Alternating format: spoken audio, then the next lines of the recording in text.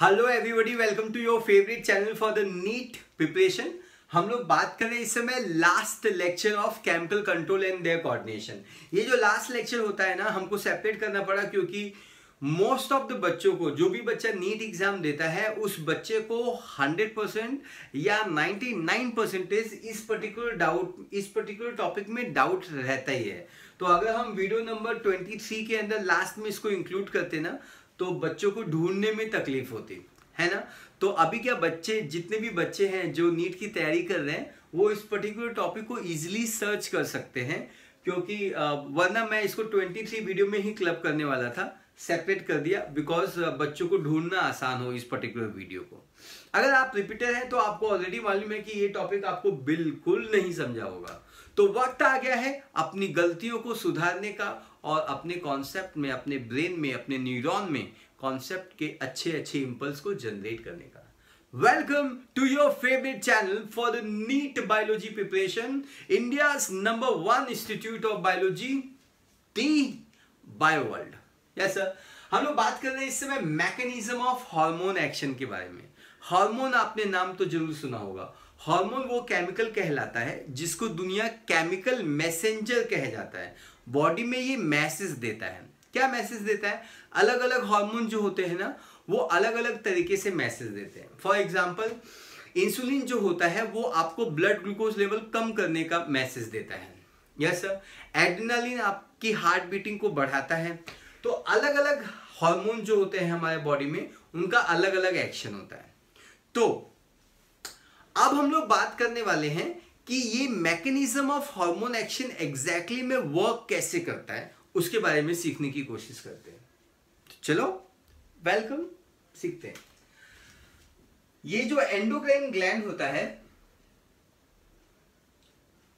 Endocrine gland, yes sir, मैंने आपका काम आसान करने के लिए ये डायग्राम है, आपके एनसीईआरटी डायग्राम में है। मैंने इसको, आई एम सॉरी, मैंने पहले ही ड्रॉ कर दिया हुआ है ताकि हम लोग ज्यादा से ज्यादा अपना फोकस एक्सप्लेनेशन पे रखे, अंडरस्टैंडिंग पे रखे, रेदर देन डायग्राम बनाने में फोकस करें। यस सर, ये भी गो।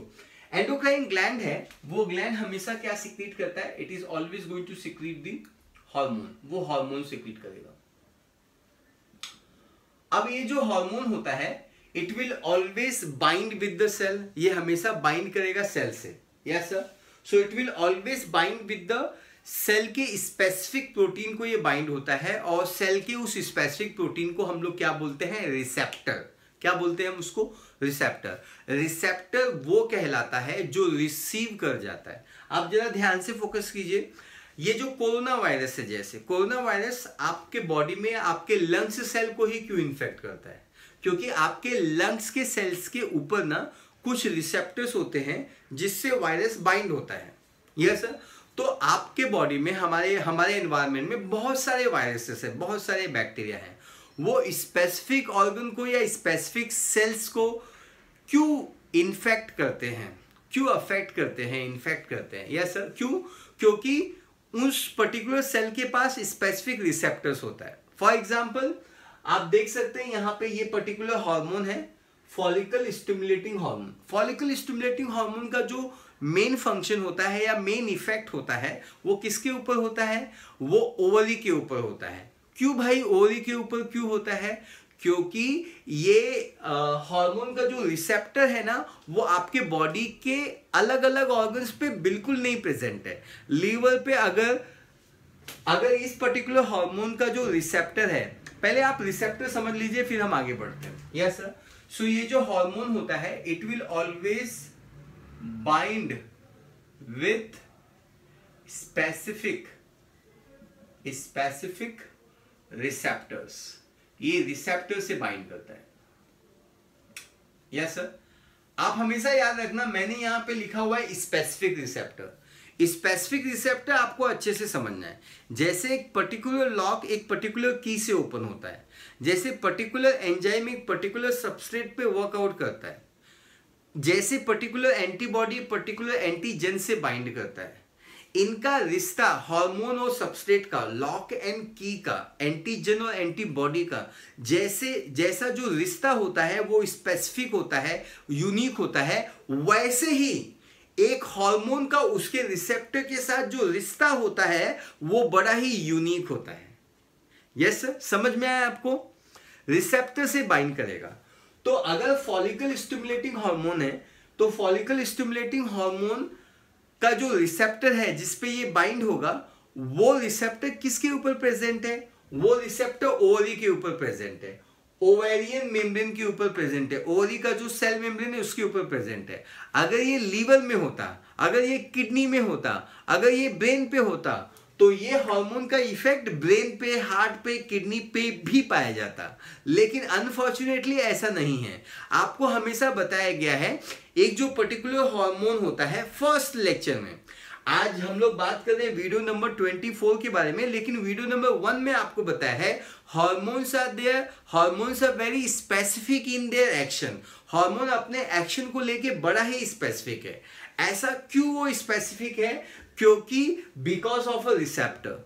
यस सर, हमारे बॉडी के सारे सेल्स के पास अलग अलग टाइप के रिसेप्टर है, इसलिए हमारे सारे बॉडी के सेल को एक्टिवेट करने के लिए अलग अलग वेराइटी टाइप्स ऑफ हार्मोन की जरूरत है। बॉटम लाइन ये है, हार्मोन और रिसेप्टर ये रिश्ता बड़ा ही यूनिक कहलाता है। जैसे एंटीजन और एंटीबॉडी का रिश्ता होता है, जैसे एंजाइम और सबस्ट्रेट का रिश्ता होता है।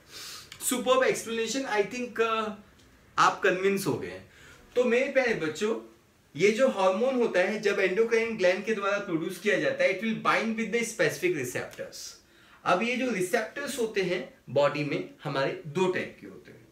ये जो रिसेप्टर्स होता है वो दो टाइप का होता है। The first type of receptor is called as a membrane bound receptor. Yes sir, इसको मैं A लिखता हूं और मैं यहां पे लिखता हूं membrane bound receptor. Yes sir, मैंने क्या लिखा? मेम्ब्रेन बाउंड रिसेप्टर लिखा, और यहां पे मैंने लिखा इंट्रासेलुलर रिसेप्टर। इंट्रासेलुलर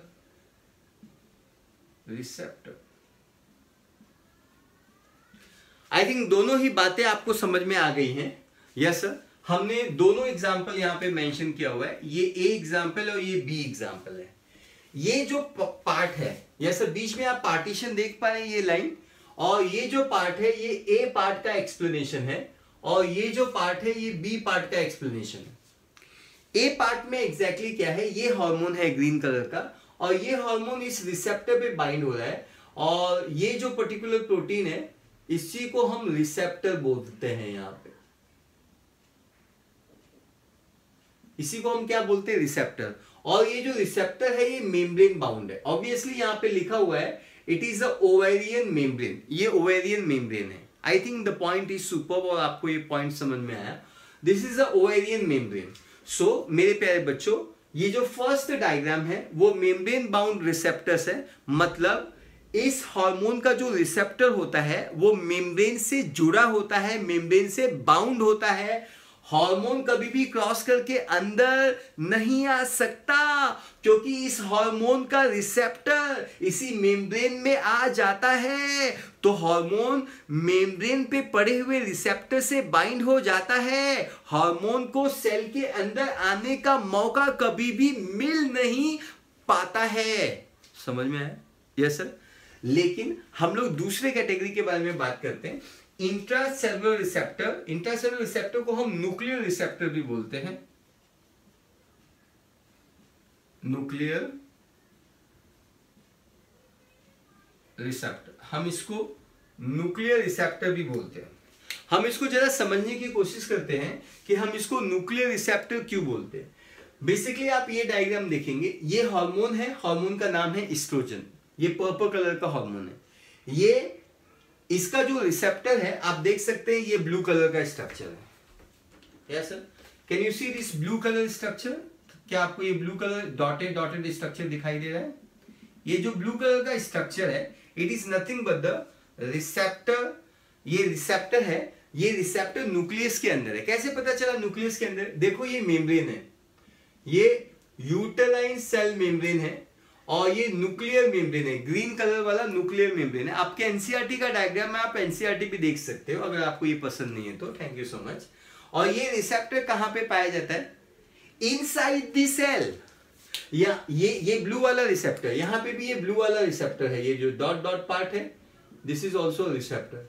ये रिसेप्टर कहां पे पाया जाता है? ये मेम्ब्रेन बाउंड रिसेप्टर है। मेम्ब्रेन बाउंड रिसेप्टर वो रिसेप्टर कहलाता है, प्लाज्मा मेम्ब्रेन के ऊपर ये पाया जाता है। इसी रिसेप्टर से देखो हार्मोन बाइंड हो जाता है। लेकिन इंट्रासेलुलर रिसेप्टर वो रिसेप्टर कहलाता है, सेल के अंदर ये देखो पाया जाता है। कभी कभी इसको न्यूक्लियर रिसेप्टर्स भी बोलते हैं, क्योंकि ये न्यूक्लियस के अंदर तक जा सकता है। अब हमारे पास दो सवाल है। मेरा सबसे पहला सवाल है, ये जो मेम्ब्रेन बाउंड रिसेप्टर है, ऐसे हार्मोन जिनका जो रिसेप्टर है वो मेम्ब्रेन बाउंड है, वो कौन से कैटेगरी के हार्मोन होते हैं? और ऐसे कौन से, दूसरा सवाल है, ऐसे कौन से हार्मोन होते हैं जिनका रिसेप्टर सेल मेम्ब्रेन पे ना होके इंट्रासेलुलर रिसेप्टर है? ये दोनों सवालों का जवाब हम अभी देंगे। मेरे प्यारे बच्चों, एग्जैक्टली आप समझ लीजिए, मेम्ब्रेन बाउंड रिसेप्टर वो हार्मोन होंगे विच आर पेप्टाइड हार्मोन। ऐसे हार्मोन जो पेप्टाइड हार्मोन है, पेप्टाइड हार्मोन है, या तो फिर वो प्रोटीनियस हार्मोन है, प्रोटीन हार्मोन है।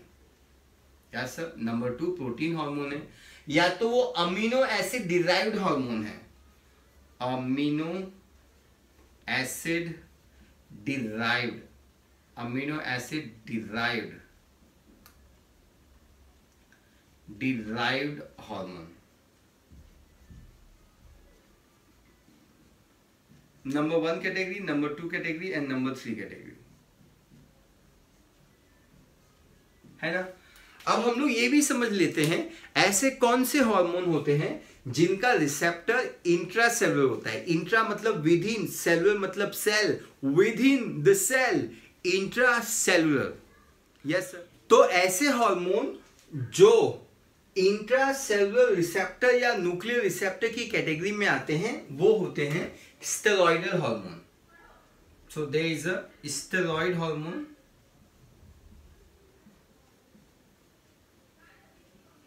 and there is a hormone called iodothyronine, iodine वाले हार्मोन, थायरोक्सिन, आयोडोथायरोनिन।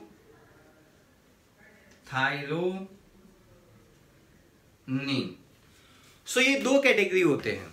बेसिकली आपको ये समझना है कि ये हार्मोन प्लाज्मा मेम्ब्रेन को क्रॉस नहीं कर सकते। क्यों? बिकॉज दे आर हाइड्रोफिलिक,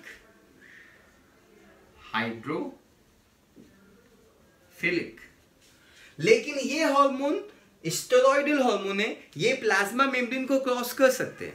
आपको समझ में आना चाहिए, स्टेरॉइड एक लिपिड है, और जो लिपिड है वो हमारा जो प्लाज्मा मेम्ब्रेन है वो भी लिपिड है। ये प्लाज्मा मेम्ब्रेन है, ये यूटेराइन सेल मेम्ब्रेन है, और ये हार्मोन है एस्ट्रोजन। आप सभी को मालूम है कि एस्ट्रोजन वो हार्मोन कहलाता है जो यूटेराइन एपिथेलियल को या यूटेराइन एपिथेलियल को रिपेयर करता है।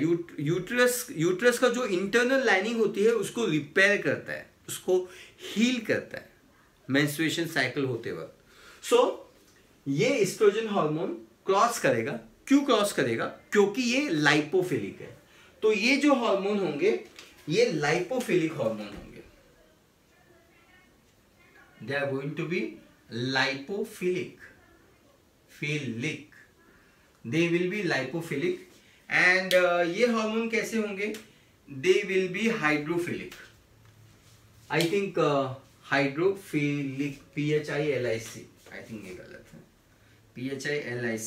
यस सर, आई थिंक आपको कॉन्सेप्ट बिल्कुल अच्छे से समझ में आ रहा है।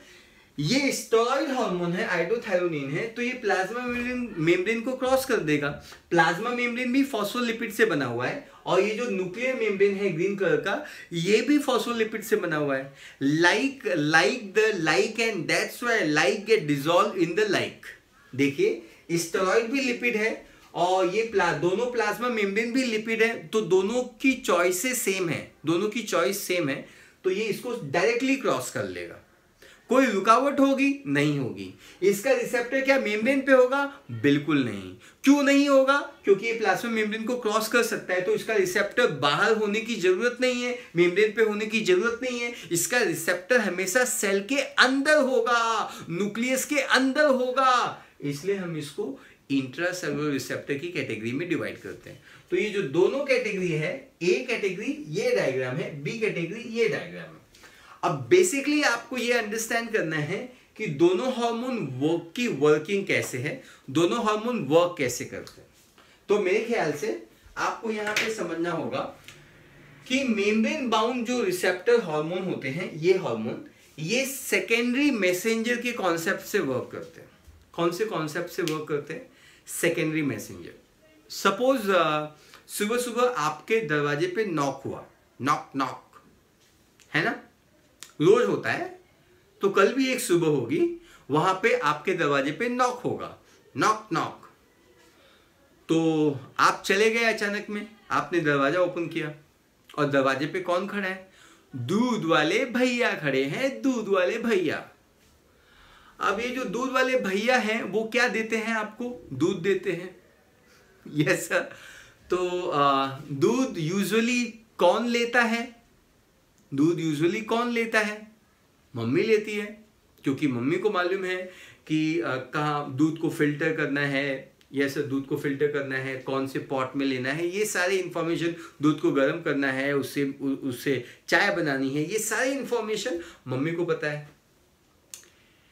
तो दूध वाला भैया क्या सीधा घर में आता है, दूध को फिल्टर करके गर्म करता है, फिर उसी दूध का चाय बनाता है, फिर आपको पिलाता है और फिर बाय बाय बोलता है कि नहीं मैं कल फिर से आऊंगा? ऐसा नहीं करता है। दूध वाले भैया जब भी आते हैं, दरवाजे को देखो नॉक कर जाते हैं, दरवाजे से अंदर कभी नहीं आते हैं, कभी नहीं आते हैं।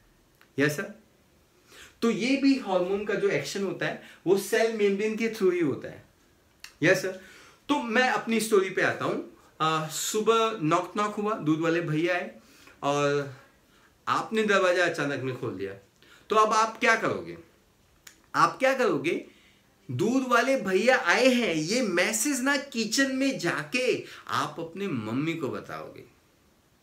अब मम्मी पॉट लेके आएगी और मम्मी मिल्क को कलेक्ट करेगी और चाय बनाएगी और आपको पिलाएगी। दूध वाले भैया को नहीं पिलाएगी, दूध वाले भैया जाएंगे।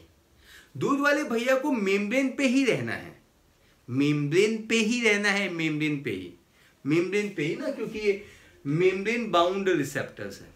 Yes sir. आप पूरी स्टोरी को समझने की कोशिश कीजिए। दूध वाले भैया यहां पे हार्मोन हो गए, यस सर। आप हो गए रिसेप्टर जो दरवाजे पे ही रहेंगे, है ना, और मम्मी हो गई सेकेंडरी मैसेंजर। Yes sir. तो प्राइमरी मैसेंजर कौन है? दूध वाले भैया, क्योंकि वो मैसेज लेके आए कि मैं दूध लेके आया हूं। सेकेंडरी मैसेंजर कौन हो गया? सेकेंडरी मैसेंजर मम्मी हो गए। और आप खुद क्या हो गए? आप खुद हो गए रिसेप्टर। आई होप आपको समझ में आ गया होगा। आप खुद हो गए रिसेप्टर। आप सबसे पहले दूध वाले भैया से मिले, इसलिए आप उनकी बातों को सुना, आपने उनकी बातों को रिसीव किया कान में, इसलिए आप रिसेप्टर। लेकिन आपने मैसेज किसको दिया? मम्मी को दिया। तो मम्मी क्या हो गई? Secondary messenger. एक मैसेज के बाद जब दूसरा मैसेज आता है तो इसको हम सेकेंडरी मैसेज कह जाता है। सेकेंडरी मतलब जो बाद में आता है। हार्मोन इज हमेशा प्राइमरी मैसेंजर। यहां पे प्राइमरी मैसेंजर हमेशा ये हार्मोन रहेगा। बिल्कुल सही, मुझे समझ में आ रहा है। अब ये हार्मोन जब इस रिसेप्टर से बाइंड करेगा तो सेकेंडरी मैसेंजर जमा होगा, सेकेंड मैसेंजर जमा होगा। उस सेकेंड मैसेंजर को हम लोग बोलते हैं साइक्लिक एएमपी। क्या बोलते हैं हम इसको? Cyclic AMP. साइक्लिक एएमपी बोलते हैं, या हम इसको कैल्शियम बोलते हैं, या हम इसको IP3 बोलते हैं। सेकेंडरी मैसेंजर साइक्लिक एएमपी भी हो सकता है, कैल्शियम आयन भी हो सकता है सेकेंडरी मैसेंजर। एंड IP3 का मतलब होता है inositol triphosphate. Inositol triphosphate, inositon triphosphate भी हो सकता है। अब ये secondary messenger biochemical response create करेंगे सेल के अंदर, और बायोकेमिकल चेंजेस लाएंगे। फॉर एग्जाम्पल मैं आपको एग्जाम्पल बताता हूं, फॉलिकल स्टिमुलेटिंग हार्मोन, ये हार्मोन वो कहलाता है जो ओवरी को सिग्नल देता है, और ओवरी को किस चीज का सिग्नल देता है? फॉलिकल को डेवलपमेंट करने का सिग्नल देता है। तो बायोकेमिकल चेंजेस आएंगे, और वो बायोकेमिकल चेंजेस फिजियोलॉजिकल रिस्पॉन्स के फॉर्म में, दैट इज ओवरी के फॉलिकल का डेवलपमेंट होना चालू हो जाएगा। There will be development of ovarian follicle. Yes sir. Primary follicle, secondary follicle, tertiary follicle. ये मैसेज किसने दिया? फॉलिकल स्टिमुलेटिंग हार्मोन ने दिया। आई थिंक आपको ये बात समझ में आ गई। Yes sir. तो अब फिर से वही सवाल कि मेम्ब्रेन बाउंड रिसेप्टर वर्क कैसे करता है? Bye formation of secondary messenger, bye formation of secondary messenger. Secondary messenger बनेगा। ये सेकेंडरी मैसेंजर किस फॉर्म में रहेगा? ये साइक्लिक एएमपी के फॉर्म में रहेगा। साइक्लिक एएमपी के बारे में मेरे ख्याल से एक साइंटिस्ट थे जिनका नाम था सुदरलैंड, सुदरलैंड, EARL,